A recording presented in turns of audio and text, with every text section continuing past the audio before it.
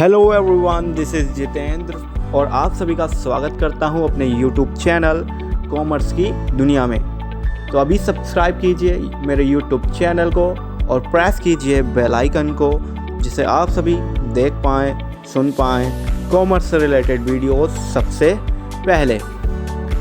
So friends, guys, आज की इस वीडियो में हम जानने वाले हैं characteristics of a company. As you know, हर किसी इंसान में और हर किसी पदार्थ में या दुनिया में जितनी भी चीज़ें हैं उनकी कुछ ना कुछ विशेषताएं ज़रूर होती हैं। ऐसे ही जब कंपनी का निर्माण हुआ तो उसकी भी कुछ ना कुछ विशेषताएं रही होंगी।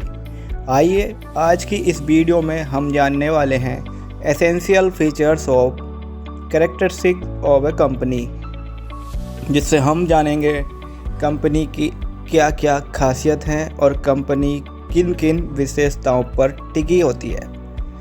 तो वीडियो को मैं शुरू कर रहा हूँ, आप वीडियो को पूरा देखिएगा। तो जैसे कि आप सभी ने पिछले वीडियो देखी थी जिसमें हमने बतलाया था कंपनी की परिभाषाएं, तो कंपनी की परिभाषाओं के अध्ययन करने के आधार पर कुछ विश्लेषण हुए, यानी एनालिसिस हुए, तुलना हुई, और उस तुलना के आधार पर क्या पता लगाया गया, कुछ विशेषताएं कंपनी की निकल कर के आई। सबसे पहली कंपनी की जो विशेषता रही वो है पंजीकृत स्वैच्छिक संघ। Company is a registered voluntary association. Company की प्रथम विशेषता यही है कि यह व्यक्तियों का पंजीकृत या समामेलित स्वैच्छिक संघ होता है, जिसका निर्माण तभी संभव हो सकता है जब कुछ व्यक्ति अपनी इच्छा से कंपनी बनाने के लिए सहमत होते हैं और कंपनी अधिनियम के अधीन पंजीयन भी कराते हैं, रजिस्टर्ड कराते हैं। एक निजी कंपनी के निर्माण के लिए कम से कम 2 सदस्य तथा सार्वजनिक कंपनी के निर्माण के लिए कम से कम 7 सदस्यों का होना आवश्यक होता है और उनके सभी के साइन होते हैं मेमोरेंडम ऑफ एसोसिएशन, यानी कि पार्षद सीमा नियम पर। समझे? आपको चलते हैं लेकर के दूसरी कंपनी की विशेषता पर। तो कंपनी की द्वितीय विशेषता क्या है? कंपनी की द्वितीय विशेषता है विधान द्वारा निर्मित कृत्रिम व्यक्ति। It is an important characteristic of an company. क्या? An artificial person created by law. Company राजनियम द्वारा निर्मित एक कृत्रिम वैधानिक व्यक्ति है। कृत्रिम भी है, कृत्रिम मतलब आर्टिफिशियल भी है, और वैधानिक का मतलब स्टैचुरी यानी कि लीगल। तो प्राकृतिक व्यक्ति की भांति एक कंपनी सभी कार्य करती है। कंपनी खुलती है, कंपनी बंद होती है, कंपनी चलती है, इसलिए इसे व्यक्ति कहा गया है। और इसे वैधानिक व्यक्ति इसलिए कहा गया है क्योंकि इसका जो स्थापना होती है वो किसी न किसी नियम कानून के हिसाब से की जाती है, यानी कि कंपनी एक्ट 2013 के हिसाब से वर्तमान कंपनियां स्थापित की जा रही हैं, इसलिए कृत्रिम व्यक्ति कहा गया है। और साथ ही साथ ये कंपनी जो है भौतिक उपस्थिति इसकी संभव नहीं हो पाने के कारण इसे वैधानिक और कृत्रिम व्यक्ति का रूप दे दिया जाता है। आइए चलते हैं कंपनी की तीसरी विशेषता जानते हैं। कंपनी की तृतीय विशेषता है वैधानिक अस्तित्व, यानी कि सेपरेट लीगल एंटिटी, और ये सबसे खासियत है कंपनी की। कंपनी का अंशधारियों से पृथक वैधानिक अस्तित्व होता है। अंशधारी क्या होते हैं? अंशधारी होते हैं कंपनी में हिस्सेदार, यानी कि पार्टनर्स, लेकिन एक कंपनी का अपने हिस्सेदारों से अलग जो है अस्तित्व होता है। परिणाम स्वरूप कंपनी अपने किसी भी सदस्य के साथ कोई भी अनुबंध कर सकती है और अपने सदस्य कंपनी के साथ अनुबंध तो कर सकते हैं। कंपनी अपने सदस्यों पर मुकदमा भी चला सकती है और सदस्य भी उस पर मुकदमा चला सकते हैं। इसके अतिरिक्त कंपनी द्वारा किए गए कार्यों के लिए अंशधारी या सदस्य उत्तरदायी नहीं होते हैं। इंग्लैंड के हाउस ऑफ लॉर्ड्स ने सालोमन बनाम सालोमन एंड कंपनी लिमिटेड के मामले में इसी सिद्धांत को अपनाया तथा सदस्यों को कंपनी से पृथक माना। समझे?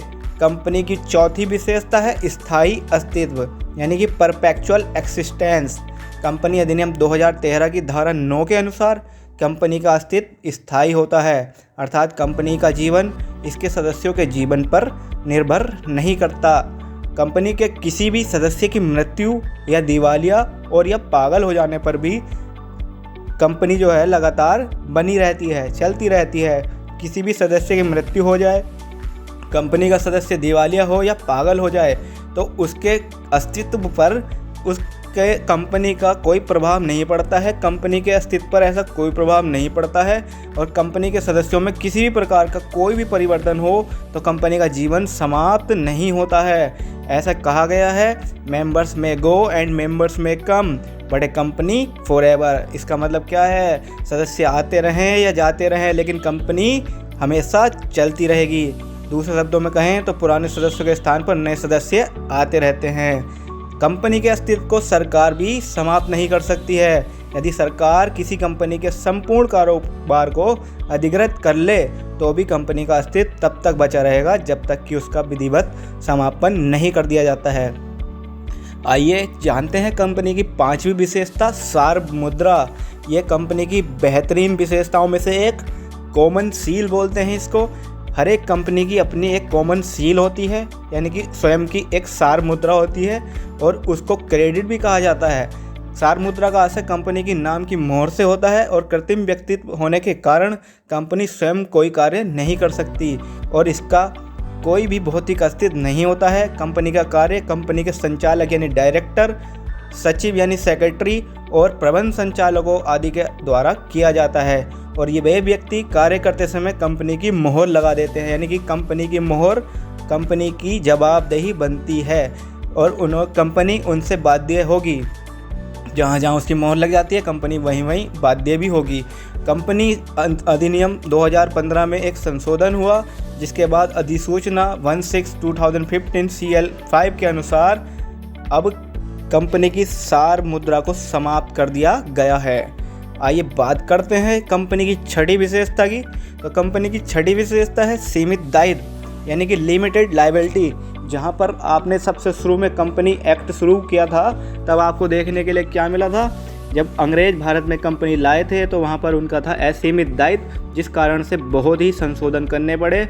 और यहां पर आपको देखने के लिए मिलेगा सीमित दायित्व का मतलब होता है आपको उतना ही भुगतान करना है जितना भुगतान करने की आपने सहमति दी है। You have to pay as much as you have agreed to pay. इसके विपरीत असीमित दायित्व का मतलब होता है आपको उतना भुगतान करना पड़ेगा जितना आप कर सकते हैं। You have to pay as much you have. सीमित दायित्व के सिद्धांत को भारत ने सबसे पहले 1857 में लागू किया था और कंपनी के सदस्यों का दायित्व उनके द्वारा क्रय किए गए अंशों की राशि तक सीमित होता है। कंपनी अंशों द्वारा सीमित या गारंटी द्वारा सीमित हो सकती है। अंशों द्वारा सीमित कंपनी की दशा में कंपनी के सदस्यों का दायित्व उनके द्वारा लिए गए अंशों की अदद राशि तक सीमित होता है। आप जान सकते हैं और इससे पता भी लगा सकते हैं कि कंपनी कितनी तरह से बेनिफिट रहती है। बात करें इसकी 7वें कैरेक्टरिस्टिक की, तो प्रतिनिधि प्रबंध व्यवस्था, रिप्रेजेंटेटिव मैनेजरियल सिस्टम। प्राय एक अंशधारियों की संख्या बहुत अधिक हो जाती है, कंपनी में अंशधारी बहुत ज़्यादा हो जाते हैं, जिसके कारण प्रत्येक अंशधारी का कंपनी के प्रबंध एवं संचालन में भाग लेना असंभव होता है। हर कोई सदस्य कंपनी में भाग नहीं ले सकता। तब क्या होता है, कंपनी का प्रबंध अंशधारियों द्वारा चुने गए प्रतिनिधियों द्वारा किया जाता है। फिर हम क्या करते हैं, उसमें डेमोक्रेसी के आधार पर अपने प्रबंध संचालक को चुनते हैं और प्रबंध संचालक को क्या कहा जाता है, मैनेजिंग डायरेक्टर कहा जाता है। और मैनेजिंग डायरेक्टर का काम क्या होता है, दायित्व जितने भी कंपनी के हैं उनका संचालन करना। बात करते हैं 8वें हमारे कैरेक्टरिस्टिक्स की, तो कंपनी का 8वां क्या विशेषता है, अंशों का हस्तांतरणशीलता, ट्रांसफरेबिलिटी ऑफ शेयर्स। कंपनी की अधिनियम 2013 की धारा 56 के अनुसार सामान्यतः कंपनी के अंशधारी अपने अंशों का हस्तांतरण स्वेच्छा से किसी भी व्यक्ति, फर्म या संस्था के पक्ष में कर सकते हैं, जब तक कि कंपनी के पार्षद नियम में इसके विपरीत कोई अन्य बात न हो। यानी कि अगर कंपनी के पार्षद नियम, सीमा नियम में, मेमोरेंडम ऑफ एसोसिएशन में कुछ भी इस तरह का बात जिक्र नहीं है कि वहाँ पर आप शेयर ट्रांसफ़र नहीं कर सकते हैं, तब कंपनी के अंशधारी जो होते हैं अपने शेयर्स को ट्रांसफ़र कर सकते हैं। आइए बात करते हैं 9वां, इसकी विशेषता क्या है, कार्य क्षेत्र की सीमाएँ, लिमिटेशंस ऑफ एक्शन। एक कंपनी अपने पार्षद सीमा नियम तथा पार्षद अंतर नियमों के बाहर कार्य नहीं कर सकती है। इस कारण एक कंपनी की खासियत ये हो जाती है कि वो एक सीमित दायरे में रह करके काम करती है और उसके जो क्षेत्र होते हैं उससे बाहर कभी भी नहीं जाती है। बात करते हैं इसकी 10वीं विशेषता की, तो अंशधारी एजेंट नहीं होते हैं, यानी कि जितने भी अंशधारी हमारे कंपनी में होंगे, जो अंशधारी कंपनी के सदस्य कहलाते हैं, वो कंपनी के एजेंट नहीं होते हैं और कंपनी के एजेंट ना होने के कारण वो कंपनी को किसी भी कार्य के लिए बाध्य नहीं कर सकते हैं। बात करें हम 11वां विशेषता की, तो सदस्यों की संख्या पर डिपेंड करता है। ये कंपनी एक्ट 1956 के अनुसार है। कंपनी एक्ट 2013 में भी ये नियम बदल चुके हैं। एक सार्वजनिक कंपनी में सदस्यों की न्यूनतम संख्या होती है 7 और अधिकतम संख्या पर कोई प्रबंध नहीं होता है। यह निर्गमित संख्या जो है अंशों की संख्या के बराबर हो सकती है। इसके विपरीत एक व्यक्तिगत या निजी कंपनी में सदस्यों की न्यूनतम संख्या 2 होती है और अधिकतम 50। बात करें हम 12वें विशेषता की, तो कंपनी का समापन इसकी 12वीं विशेषता है। Binding up of A company, जिस प्रकार एक कंपनी का निर्माण अधिनियम के अनुसार होता है, यानी कि किसी लॉ के हिसाब से ही कंपनी बनती है, तो किसी लॉ के हिसाब से ही कंपनी की समाप्ति भी की जा सकती है। समझ गए? तो कंपनी अगर स्टार्ट हुई है तो बंद भी हो जाएगी। 13 इसकी करैक्टरिस्टिक है, लाभ के लिए ऐच्छिक संघ, वॉलंटरी एसोसिएशन फॉर प्रॉफिट। सामान्यतः प्रत्येक कंपनी की स्थापना लाभ कमाने के उद्देश्य से की जाती है, परंतु यह एक ऐच्छिक संघ है, अर्थात किसी को ज़बरदस्ती इसका अंशधारी नहीं बनाया जा सकता। यानी कि बात कहने की इतनी है कि हम किसी व्यक्ति को ज़बरदस्ती मेंबर नहीं बना सकते हैं और यह सब कुछ होगा नियमों के अनुसार। अभियोग चलाने का अधिकार, कंपनी के पास राइट होता है किसी भी व्यक्ति के खिलाफ मुकदमा चलाने का। कंपनी एक वैधानिक व्यक्ति है, अर्थात कंपनी की सारी कार्रवाई उसके नाम में ही होती है। किसी अनुचित दायित्व से बचने के लिए तथा अपने अधिकार या संपत्ति की रक्षा करने के लिए कंपनी को अपने नाम से दूसरों पर बात प्रस्तुत करने का अधिकार होता है। कंपनी केस भी कर सकती है और कंपनी के साथ फ्रॉडबाजी करेंगे तो केस भी हो जाएगा। इसकी लास्ट विशेषता क्या है? पृथक संपत्ति, सेपरेट प्रॉपर्टी। कंपनी की संपत्ति अंशधारियों की संपत्ति नहीं होती है, अपितु कंपनी की अपनी संपत्ति होती है। कृत्रिम व्यक्ति होने के उपरांत भी कंपनी एक वास्तविक व्यक्ति यानी कि रियल पर्सन है, अतः कंपनी अपने नाम में संपत्ति का क्रय विक्रय कर सकती है, यानी कि सेलिंग और परचेजिंग कर सकती है, उसे अपने नाम में रख सकती है, उसे बंधक रख सकती है। यानी बंधक का मतलब मॉर्गेज, कहीं लोन लेना हो तो उसको गिरवी भी रख सकती है। जहाँ तक अंशधारियों का प्रश्न है, वे कंपनी की संपत्ति के स्वामी या सहस्वामी नहीं होते हैं। जो कंपनी के शेयर होल्डर